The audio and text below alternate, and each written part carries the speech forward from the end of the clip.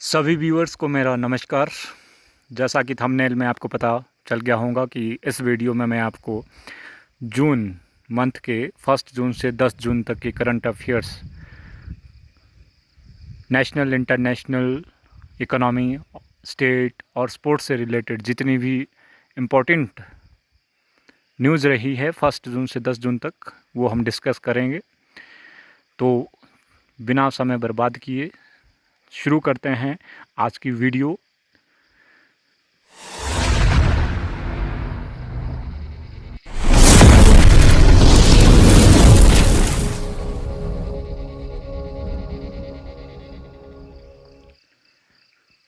National current affairs में, राष्ट्रीय current affairs में आपका सबसे इम्पोर्टेंट जो पॉइंट निकल कर आता है इस मंथ में, वो बॉलीवुड गायक कृष्ण कुमार कुनाथ, जिन्हें के नाम से भी जाना जाता है, 31 मई 2022 को 53 वर्ष की आयु में कोलकाता में इनका हाल ही में निधन हो गया है।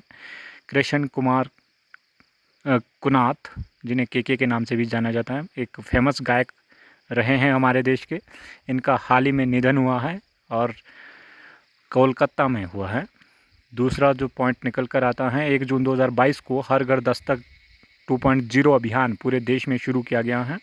इसके तहत 12 से 14 वर्ष के आयु के बच्चों का संपूर्ण टीकाकरण और 60 वर्ष से ऊपर के आयु के लोगों को एहतियातन खुराक यानी तीसरा डोज लगाने का मिशन रखा गया है। यह 2 महीने तक चलने वाला हर घर अभियान है और 1 जून से 31 जुलाई 2022 तक ये अभियान चलेगा।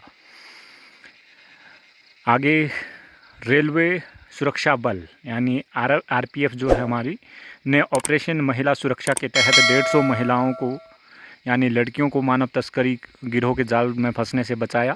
3 मई से 31 मई तक ये अभियान चलाया था इन्होंने, और आरक्षित महिला के लिए आरक्षित डिब्बों में 7000 से अधिक लोगों को जो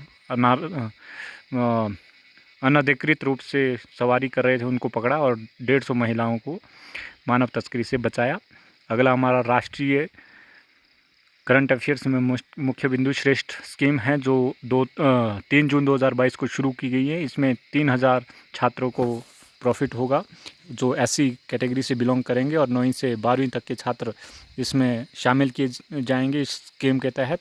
और उन छात्रों को शामिल किया जाएगा जिनके पेरेंट्स की इनकम 2.5 लाख से कम है, और श्रेष्ठ नेट्स के द्वारा 3000 छात्रों का चुनाव किया जाएगा। यानी श्रेष्ठ नेट नाम का एक टेस्ट लिया जाएगा जिसके तहत 3000 एससी के छात्रों को श्रेष्ठ स्कीम के तहत छात्रवृत्ति दी जाएंगी। यानी 9वीं से 12वीं तक उनको पढ़ने के लिए छात्रवृत्ति का पैसा मिलेगा, और उन 3000 छात्रों का चुनाव जो है वो श्रेष्ठ नेट्स नामक एग्ज़ाम के द्वारा किया जाएगा। राष्ट्रीय करंट अफेयर्स में अगला जो मुख्य बिंदु है हमारे, वो भारत को 32 साल की शानदार सेवा प्रदान करने वाले 2 विमान निशांक और अक्षय 3 जून 2022 को उन्हें सेवा से मुक्त कर दिया गया है, और चंडीगढ़ को आईएएफ हेरिटेज सेंटर के रूप में विकसित करने का निर्णय लिया गया है। यानी जितने भी डिकमीशन्ड हमारे एयरफोर्स से फाइटर जेट किए जाएंगे उनको चंडीगढ़ में संग्रहित किया जाएगा। और 6 जून 2022 को प्रधानमंत्री नरेंद्र मोदी ने जन समर्थ पोर्टल क्रेडिट लिंक्ड सरकारी योजनाओं का राष्ट्रीय पोर्टल लॉन्च किया है। तो मुख्य बिंदु जो यहाँ से हमारे पास बनते थे वो हमने कवर किए हैं। एग्ज़ाम में आने के लिए आईएएफ यानी इंडियन एयरफोर्स की जो डिकमीशन्ड फाइटर जेट्स रहेंगे उनका एक संग्रहालय चंडीगढ़ में बनाया जाएगा। ये बहुत इंपॉर्टेंट क्वेश्चन है। आगे हमारा राष्ट्रीय करंट अफेयर्स में भारत और बांग्लादेश के बीच संयुक्त सैन्य अभ्यास हुआ है जिसको हम एक्स संप्रीति 10 नाम से जानते हैं, और 5 जून 2022 को बांग्लादेश के जशोर सैन्य स्टेशन से शुरू किया गया था ये, और इसका समापन 16 जून को हाल ही में हो चुका है।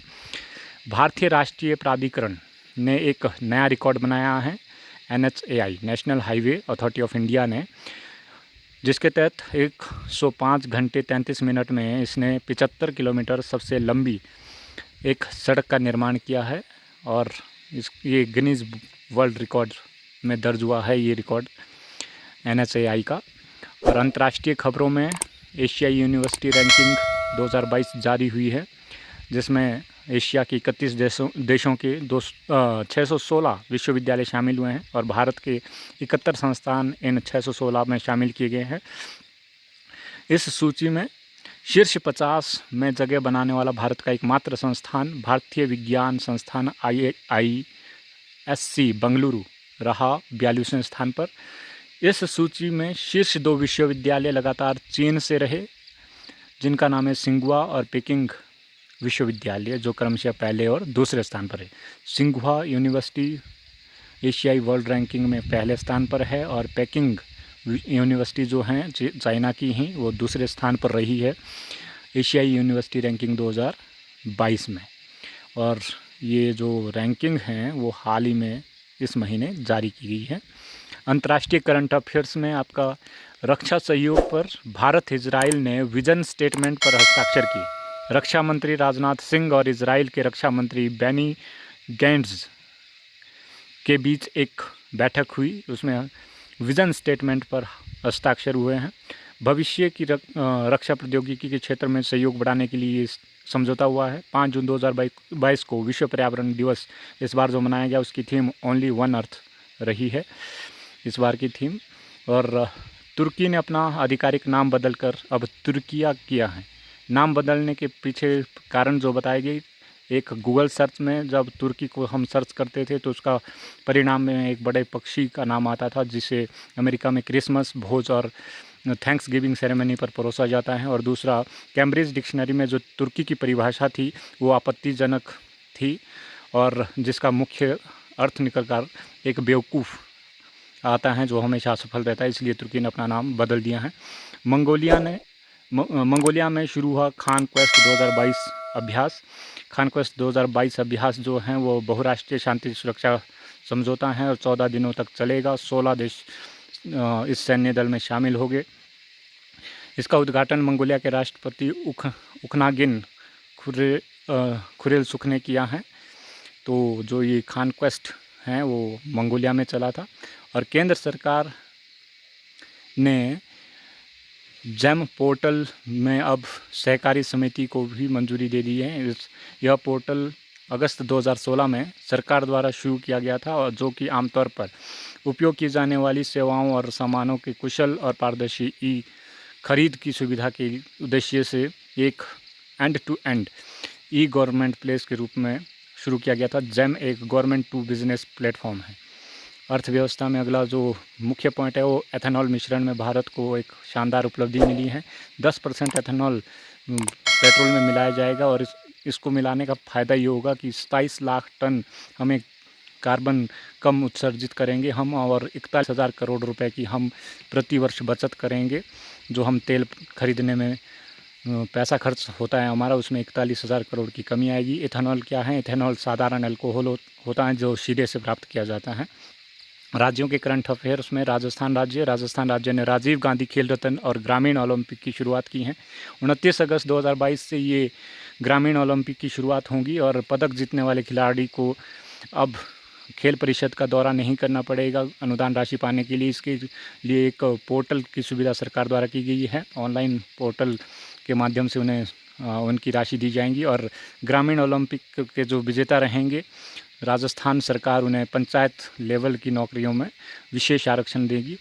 राज्यों के करंट अफेयर्स में आंध्र प्रदेश के मुख्यमंत्री YS जगनमोहन रेड्डी ने ACB 14400 नामक एक ऐप लॉन्च किया गया। यह ऐप राज्य भर में सरकारी कार्यालयों में भ्रष्टाचार को रोकने के लिए लॉन्च किया गया है। 2 जून 2022 को महाराष्ट्र राज्य ने फेसलेस RTO का लॉन्च किया है, जिसमें आपको लाइसेंस बनाने के लिए अब RTO ऑफिस के दौरे नहीं करने पड़ेंगे। बिना RTO ऑफिस जाए बिना ही घर से ही ऑनलाइन लाइसेंस बनाए जा सकते हैं। इनके अतिरिक्त आप RC वगैरह रिन्यू कराने की सुविधा भी ऑनलाइन दी गई है, यानी आपको RC अगर रिन्यू करानी है तो RTO ऑफिस में जाने की आवश्यकता नहीं है।